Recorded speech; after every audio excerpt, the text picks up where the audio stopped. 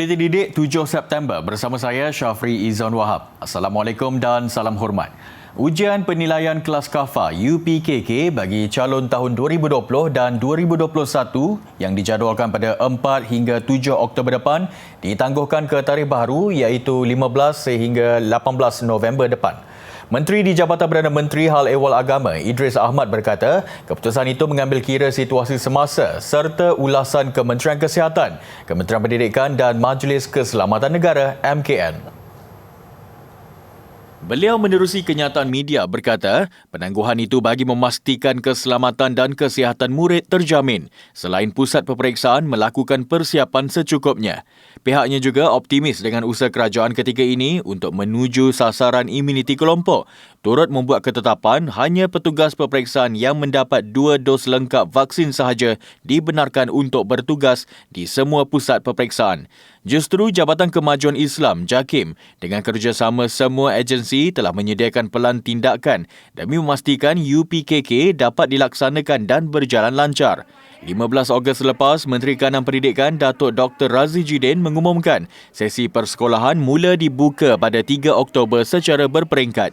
Ia bermula dengan kelas peperiksaan mengikut perincian Pelan Pemulihan Negara PPN. Keputusan mengenai pemberian suntikan vaksin COVID-19 kepada pelajar sekolah akan dimuktamadkan pada satu mesyuarat penyelarasan melibatkan Kementerian Kesihatan dan Kementerian Pendidikan pada Khamis ini. Menteri Kesihatan Khairy Jamaluddin berkata, sebaik keputusan mengenai perkara itu dibuat pada mesyuarat itu, ia akan dibawa kepada Majlis Keselamatan Negara MKN untuk tindakan seterusnya. Hari Khamis ini saya ada mesyuarat penyelarasan bersama dengan pengurusan tertinggi KKM bersama dengan Menteri Pendidikan dan juga pengurusan tertinggi Kementerian Pendidikan Malaysia. Apa pun kita akan buat keputusan muktamad pada selepas mesyuarat itu untuk dibawa ke MKN nanti. Okey? Ada cadangan tapi biar kita adakan mesyuarat dulu. Tambah beliau, selain suntikan vaksin kepada pelajar sekolah, terdapat cadangan lain berkenaan pendidikan dan kesihatan ketika menghadapi cabaran COVID-19 yang akan dibincangkan pada mesyuarat itu nanti. Khairy berkata demikian selepas meninjau program outreach suntikan vaksin COVID-19 kepada penduduk di Pulau Larapan, Semporna, Sabah. Semporna menerima 26,000 dos vaksin Cansino dan setakat ini 3,000 sudah digunakan. 68.8% atau 16,107,712 individu daripada populasi dewasa di negara ini lengkap mendapatkan suntikan vaksin COVID-19 sehingga semalam. Jumlah itu membabitkan 313,751 dos dengan 132,640 dos pertama dan 181,111 dos lengkap diberikan semalam menerusi program imunisasi COVID-19 kebangsaan. Maklumat itu dikongsikan Jawatan Kuasa Khas Jaminan Akses Bekalan Vaksin COVID-19 menerusi infografik yang dikongsikan di Twitter rasminya. Daripada jumlah itu, 20,677,827 individu atau 88.3% populasi dewasa di negara ini sudah menerima sekurang-kurangnya 1 dos vaksin COVID-19 sehingga Isnin lepas. Pemberian vaksin diberikan sebaik program PIK dilancarkan bagi membendung pandemik COVID-19.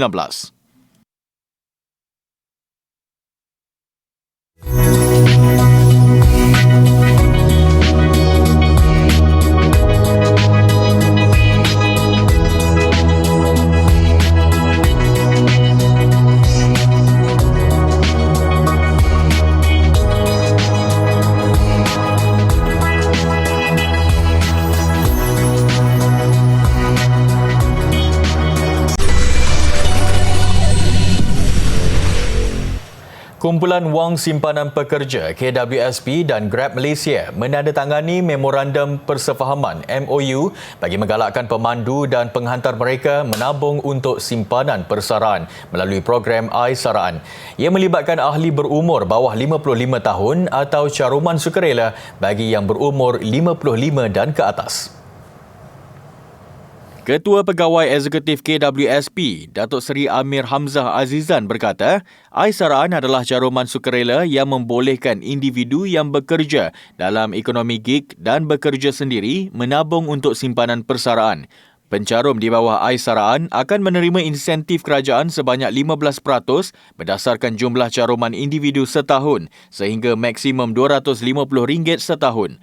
Manakala di bawah program caruman sukarela pula, individu boleh mencarum sendiri pada bila-bila masa sehingga RM60,000 setahun.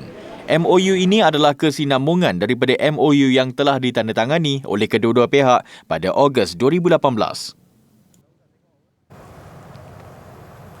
Terdapat 12,000 kekosongan pekerjaan yang ditawarkan di seluruh negeri Johor berdasarkan laman sesawang My Future Jobs oleh Pertubuhan Keselamatan Sosial Perkeso setakat 27 Ogos lepas. Bagi bulan Ogos sahaja, sebanyak 9,931 kekosongan jawatan yang ditawarkan di seluruh negeri. Daripada jumlah itu, sektor pembuatan menawarkan jumlah kekosongan pekerjaan tertinggi iaitu 2,695 kekosongan. Perkeso turut melaksanakan inisiatif dan berperanan sebagai pengkalan data bagi mengumpul maklumat serta pusat informasi. Berdasarkan rekod Perkeso Negeri Johor, bilangan individu di negeri itu yang hilang pekerjaan bagi tempoh Januari hingga 13 Ogos 2021 adalah 3,915 orang.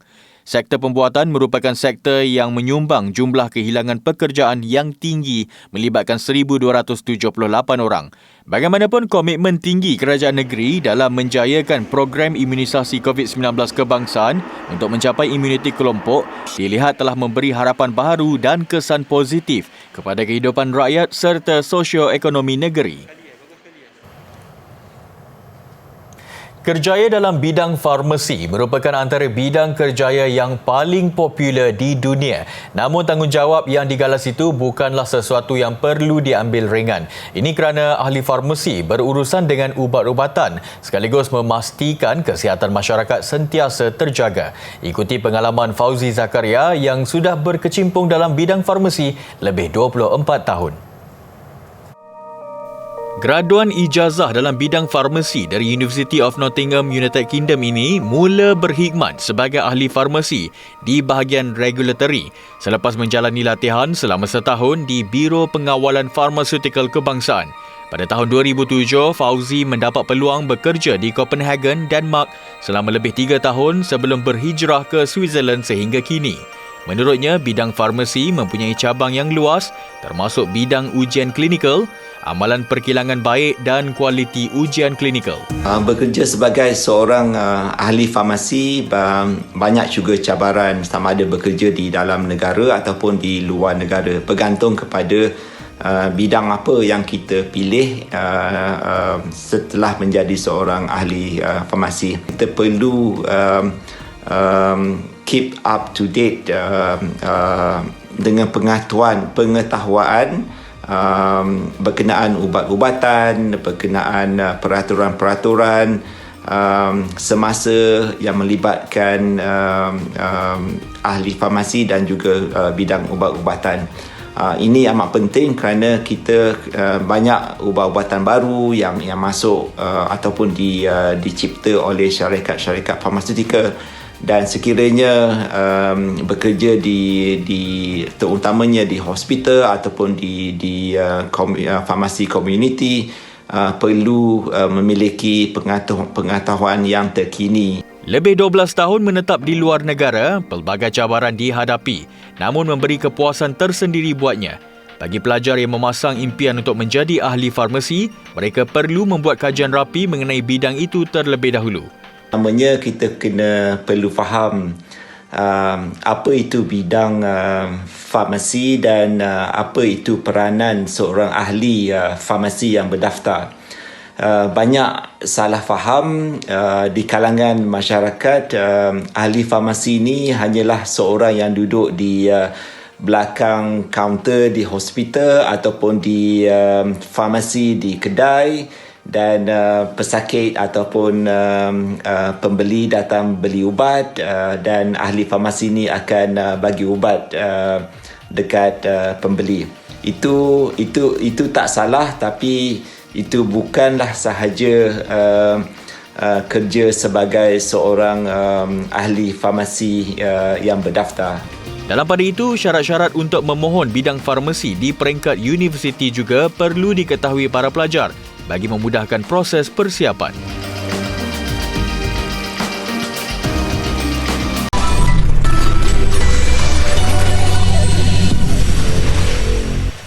Bersua kembali. Muzium dan Galeri Seni Bank Negara Malaysia BNM-MAG kini menawarkan pengalaman dalam talian bagi pamerannya kepada pengunjung menerusi 3 pameran maya baharu serta bazar seni maya. BNM-MAG antara muzium terawal dalam negara yang memulakan pendigitalan pameran dan program pendidikan tersedia secara dalam talian ketika ini. Dalam tempoh 6 bulan pertama tahun ini, BNM-MAG melancarkan 3 pameran maya baharu, bazar seni maya dan pelbagai program serta pertandingan secara dalam talian. Pameran tersebut ialah karya logam seni mata wang yang memberi peluang kepada pengunjung meneroka sejarah duit shilling sebagai antara bentuk pembayaran dan mendalami perkembangan seni penghasilan duit shilling. Sementara itu, pameran Scar City utamakan keutamaan pula mengenai kecemasan perubahan iklim yang sedang berlaku serta kesan perubahan kecil dalam rutin harian. Pameran ketiga ialah Keringat, riwayat pendahulu negara yang menggambarkan kronologi peristiwa yang membentuk perkembangan sosioekonomi Malaysia menerusi pelbagai karya mengagumkan. Karya logam, Scar City dan Keringat akan menjadi antara pameran maya tetap BNM-MAG. Layari laman web tertera untuk pelbagai pameran, program dan pertandingan secara maya yang dianjurkan BNM-MAG. Orang ramai turut digalakkan berkongsi topik atau idea baharu yang ingin diketengahkan di platform BNM-MAG. Penduduk Singapura kini perlu lebih berhati-hati kerana sebuah robot akan meronda di kawasan awam bagi mengesan kesalahan seperti merokok, meletakkan basikal sembarangan dan menjaja secara haram. Pemantauan itu dilakukan robot yang dikenali sebagai Xavier. Berita Mediacorp melaporkan robot bernama Xavier akan menjalankan rondaan di Toa Payoh sepanjang tempoh 3 minggu dengan sesi percubaan bermula kemarin. Toa Payoh dipilih kerana terdapat ramai pejalan kaki dan tingkah laku tidak diingini yang dikesan oleh pegawai awam di kawasan berkenaan. Robot itu akan mengesan tingkah laku tidak diingini dengan menghantar maklumat kepada pusat arahan dan kawalan serta mempamerkan pesanan di papan pemukanya bagi mendidik orang awam mencegah tingkah laku yang dilarang. Xavier bergerak pada kelajuan 5 km sejam selain mempunyai pelbagai jenis sensor yang boleh membantunya bergerak di ruang awam selain mengelak daripada halangan seperti pejalan kaki dan kenderaan di laluannya.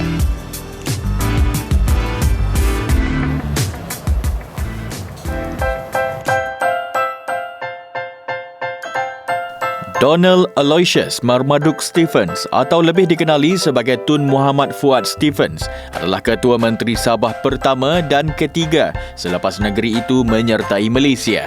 Tun Fuad Stephens antara individu yang banyak memberi sumbangan kepada penggubalan perlembagaan Malaysia serta membawa Sabah menyertai Malaysia. Beliau juga merupakan wakil Sabah dalam Perjanjian Malaysia di London. Sebelum penglibatan beliau dalam politik, Tun Fuad Stephens ialah seorang wartawan dan pada tahun 1953, beliau menubuhkan The Sabah Times. Tun Fuad Stephens pernah dilantik sebagai Pesuruhjaya Tinggi ke Australia dan Fiji pada tahun 1968. Kerajaan kemudian melantik beliau sebagai Yang di-Pertua Negeri Sabah dari tahun 1973 hingga 1976. Tun Fuad Stephens meninggal dunia dalam nahas pesawat pada 6 Jun 1976 di Kampung Sambulan, iaitu 2 km dari lapangan terbang antarabangsa Kota Kinabalu, Sabah. Beliau dikebumikan di tanah perkuburan berhampiran Masjid Negeri Sabah, Kota Kinabalu.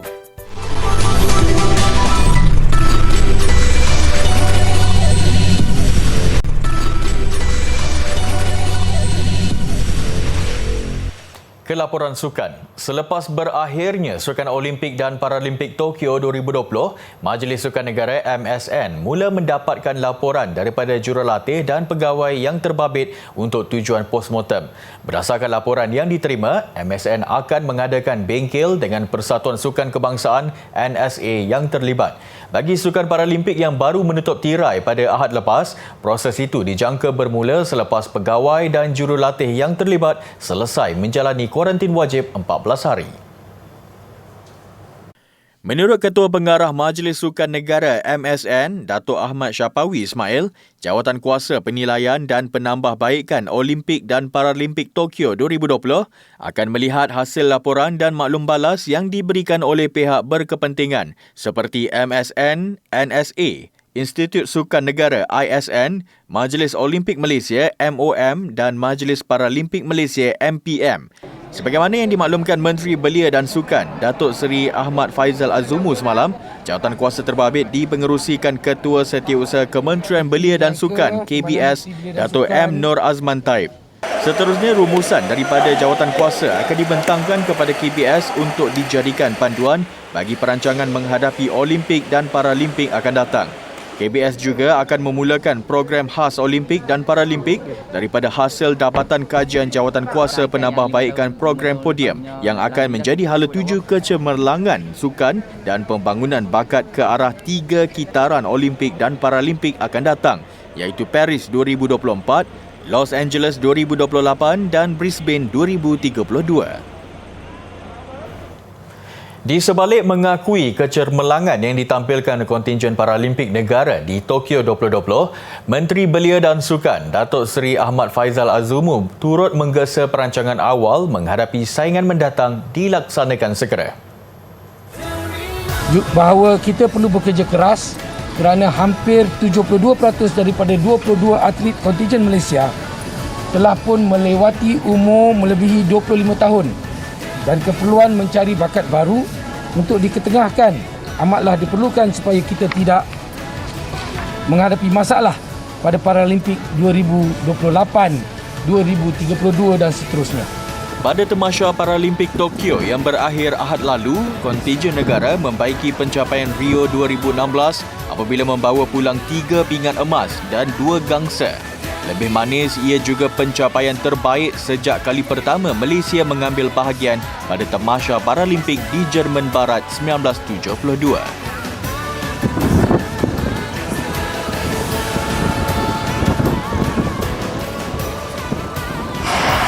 Sementara itu, 2 pemenang pingat emas para negara, Abdul Latif Romli menerusi acara lompat jauh dan Cheh Lik Ho badminton yang pulang ke tanah air semalam masih berhasrat mahu membawa cabaran negara ke Tamasya Paralimpik Paris 2024.